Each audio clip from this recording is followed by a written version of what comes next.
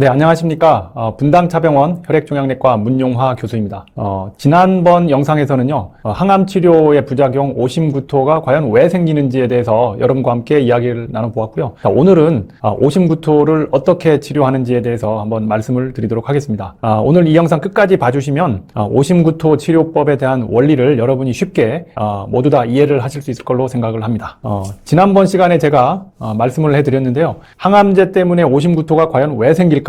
이게 장 때문만은 아니라고 말씀을 드렸죠. 뇌와 장 그림이 있는데요. 항암제가 들어가게 되면 뇌에 있는 어떤 특수 부위 그리고 장에 있는 특수 부위를 자극을 해서 두 개의 장기에서 어떤 특수 물질이 나오게 되는데 이게 서브스턴스 P라는 거와 이제 세로토닌이라고 하는 물질이 나오고 그리고 이 각각의 물질이 그 각각의 수용체 서브스턴스 P는 NK1 수용체 세로토닌은 세로토닌 수용체에 결합을 해서 작용을 시작을 하는 것이고요. 이게 최종적으로 이제 오심구토를 유발하게 되는 것입니다. 그럼 여기에서 과연 오심구토를 치료하려면 어떻게 해야 될까요?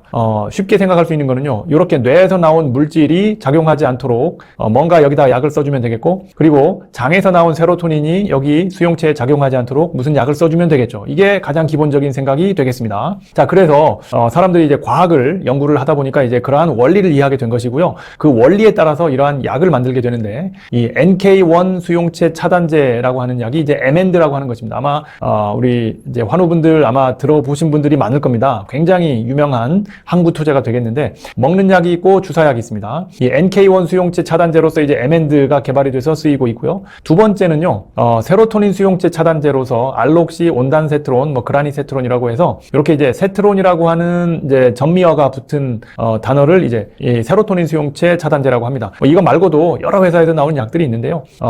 대표적인 약 몇 가지만 제가 이제 나열을 해봤고요. 많이 있습니다. 자, 세로토닌 수용체를 차단해도 역시 항구토 효과를 우리가 이제 누릴 수가 있겠다라고 생각을 할 수 있는 겁니다. 그래서 실제로 이런 약들을 개발을 해서 임상시험을 통해서 항구토 효과가 굉장히 좋다라는 걸 다 증명을 했고 실제 환자들한테 쓰이고 있습니다. 그런데 여러분, 자, 여기서 한 가지 생각을 하셔야 될 게 두 가지 이 루트를 통해서 오심구토가 유발이 된다고 했죠. 뇌에서 나오는 어떤 물질, 그 다음에 장에서 나오는 물질. 그렇다면 두 가지를 동시에 억제를 하는 게 더 효과가 있지 않을까요?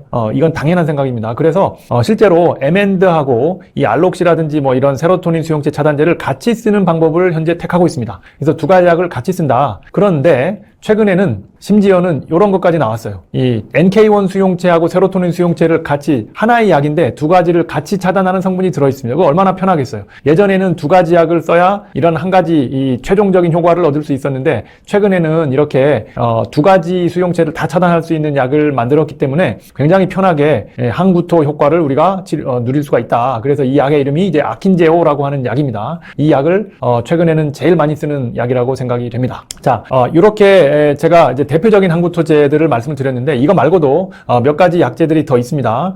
덱사메타손이라고 하는 약은요, 부신피질 호르몬인데요. 성분이 부신피질 호르몬인데 이 약은 먹는 약도 있고 주사약도 있습니다. 근데 여러분이 주로는 이제 경구약을 접하게 될 텐데요. 하얀색 알약이고 이게 굉장히 작아요. 작은데 제가 이렇게 그림을 그린 이유는 뭐냐면 이 약이 한 알이 0.5mg인데요. 이걸 16알을 먹는 게 한 번에 먹는 양이에요. 그래서 제가 이게 알수가 좀 많기 때문에 여러분들이 헷갈리지 않도록 이런 그림을 하나 그려 넣었습니다. 이 약의 크기는 10원짜리 동전하고 비교를 해보면 한 반보다 조금 적어요. 근데 이런 정도의 약을 16알을 먹는 게 한 번에 먹는 양 8mg이 되겠고 이 부신피질 호르몬도 결국은 뇌에 있는 아까 오심을 유발할 수 있는 이런 물질에 좀 작용을 해서 오심을 억제를 하는 그런 효과가 있습니다. 두 번째 약은요, 올란자핀 또는 상품명으로는 자이프렉사라고 하는데 이거는 항우울증 약입니다. 우울증 치료제인데요. 이 약이 물론 뇌에 작용을 하기 때문에 이런 오심을 유발하는 부위에도 일부 작용을 한다. 그래서 꽤 효과가 좋은 항구토제로 사용을 할 수가 있겠습니다. 그 다음에 이제 맥페란이라고 하는 약인데 이거는 아주 오래전부터 사용했었던 약인데요.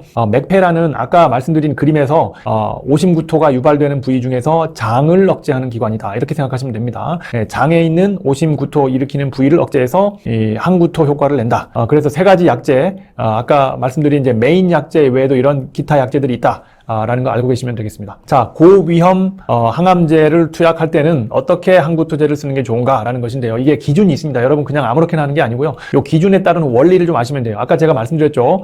뇌에서 나오는 물질을 억제해야 되고 장에서 나오는 물질을 억제해야 된다. 이 두 가지가 메인이 되겠고요. 덱사메타손은 이제 추가적으로 항구토 효과를 우리가 줄 수가 있기 때문에 기본적으로 덱사메타손을 이제 추가해서 쓰게 됩니다. 자, 첫 번째 방법은 에멘드라고 하는 아까 뇌를 억제하는 약이고 세로토닌 수용체 억제제는 장을 억제하는 것이죠. 그리고 덱사를 추가합니다. 그래서 3제 요법 세 가지 약제를 쓰게 되고요. 이틀째는 에멘드 경구 그다음에 덱사를 쓰게 되고 3일째 이렇게 쓰고 4일째는 덱사만 쓰게 되고 그리고 어떤 분들은요 이 에멘드 경구제를 쓰는 걸 좀 힘들어 하시는 분들이 있어요.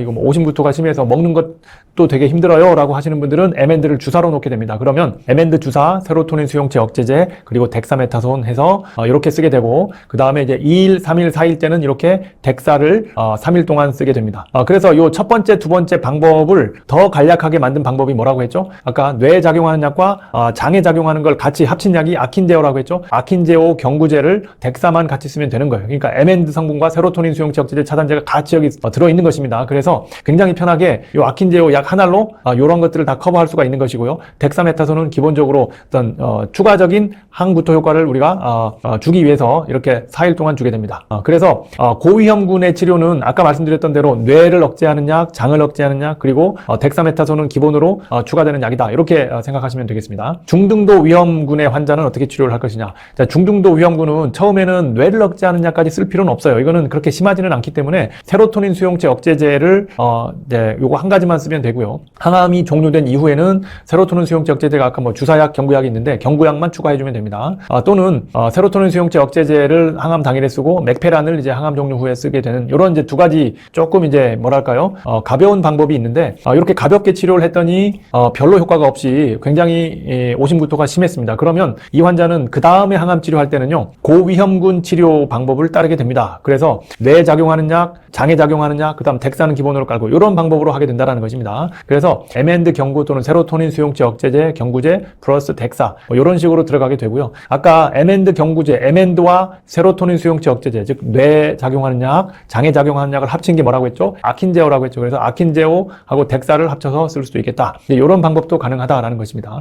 그러니까 중등도 위험군의 경우는 처음에는 좀 약한 약을 썼다가 효과가 좋으면 뭐 그 약을 계속 쓰면 되는 것이고 효과가 좀 약하다 싶으면 고위험도의 치료 방법을 따르면 된다. 이렇게 생각하시면 되겠습니다. 저위험도나 최소위험도는 항구토제를 일반적으로 쓸 필요는 없습니다. 하지만 뭐 환자가 조금 뭐 오심구토가 있었던 지난번 항암 때 좀 있었습니다. 그러면 이제 그런 경우는 덱사메타손 정도의 좀 약한 항구토제를 추가를 해주시면 되겠습니다. 자, 모든 약이 효과는 아주 좋은데 부작용이 없는 약은 세상에 존재하지 않습니다. 그래서 효과가 좋으면 부작용도 반드시 따라오게 되는데요. 그 부작용에 대해서 한번 말씀드리도록 하겠습니다. 자, 장에 작용하는 약이 세로토닌 수용체 억제제라고 했는데 이 장에 작용하는 세로토닌 수용체 억제제는요. 변비를 유발할 수 있어요. 왜 변비를 유발할 수 있느냐? 장에 작용하기 때문에 이 장에는요. 변비와 관련된 장의 운동과 관련된 이런 수용체들도 있는데 세로토닌 수용체 억제제가 이 모양이 비슷한 이 장에 작용하는 다른 수용체를 차단해버리기 때문에 변비가 생길 수 있는 거예요. 그래서 이러한 경우는요, 그냥 일반적인 변비 치료제들은 이제 추가를 할 수가 있지만 그보다는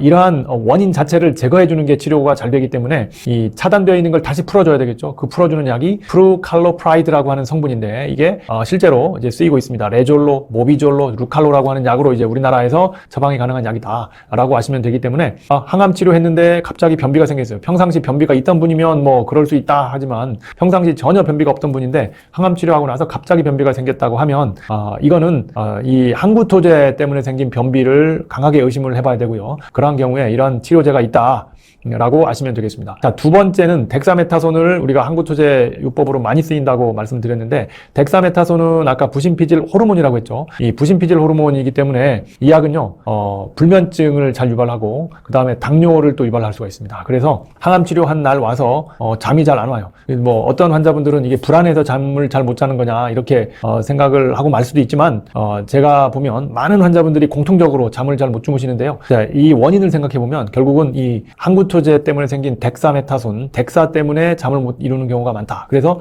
수면제를 좀 처방해 주십시오라고 여러분의 담당 선생님께 말씀을 드려보시길 바랍니다. 그리고 당뇨 환자들은 이런 덱사를 쓸 때 굉장히 조심하셔야 됩니다. 이 덱사를 쓰게 되면 당뇨가 심해지는 경우가 있어요. 그래서 덱사를 당뇨 환자들한테는 조금 조심해야 된다. 그걸 알고 계시면 되겠습니다. 자, 오늘의 요약. 항암제 때문에 유발된 오심구토를 과연 어떻게 치료하면 될까요? 자, 치료의 기본은 NK1 수용체, 이건 뇌를 억제하는 약이고요. 세로토닌 수용체, 장을 억제하는 약이고, 그 다음에 덱사라는 약이 이제 기본으로 들어갑니다. 이 세 가지 약을 쓰는 게 가장 중요한 치료 원칙이 되겠고요. 그런데 요즘에 이 뇌와 장을 동시에 억제하는 아킨제오가 나왔다고 했죠. 그래서 아킨제오 더하기 덱사를 쓰는 것도 아주 좋은 방법이 되겠고요. 세 번째 제가 말씀드리는 원칙은 여러분이 이 항암 치료를 받으셨다면 집에 가실 때 대부분 아마 덱사라는 항구토제를 받아가시게 될 텐데요. 2일째부터 보통 3일간을 복용하게 됩니다. 그러니까 이틀, 3일, 4일 이렇게 3일간 복용하게 되는 약인데 아까 덱사는 몇 알이라고 했죠? 16알을 복용을 하시는 겁니다. 보통. 그래서 치료의 기본에 대해서 여러분 꼭 알아두시면 되겠고 아마 제가 말씀드린 지금까지 내용들을 쭉 따라오셨다면 아마 충분히 이해가 되실 거라 생각을 합니다. 그리고 대표적인 부작용, 항암 치료를 했는데 갑자기 변비가 생겼어요. 이건 항구토제 중에서 이제 세로토닌 수용체 억제제 때문이다 생각하시면 되겠고 잠을 잘 못 이루겠어요. 불면증이 갑자기 생긴다든지 또는 당뇨가 악화가 되면 이거는 덱사 때문이다 이렇게 생각을 하시면 되겠습니다. 자, 여러분 항암 치료하면서 많이 부대끼고 힘드신 분들이 많으실 걸로 생각을 합니다. 하지만 오늘 이런 강의를 들으시고 오심구토가 이렇게 해서 생기는 거고 이렇게 관리를 하면 되겠구나 라고 여러분들 이해를 하셨으면 좋겠고요. 오늘의 강의 내용이 여러분께 큰 도움이 되셨으면 하는 바람입니다. 자, 여러분 함께 해주셔서 감사합니다. 감사합니다.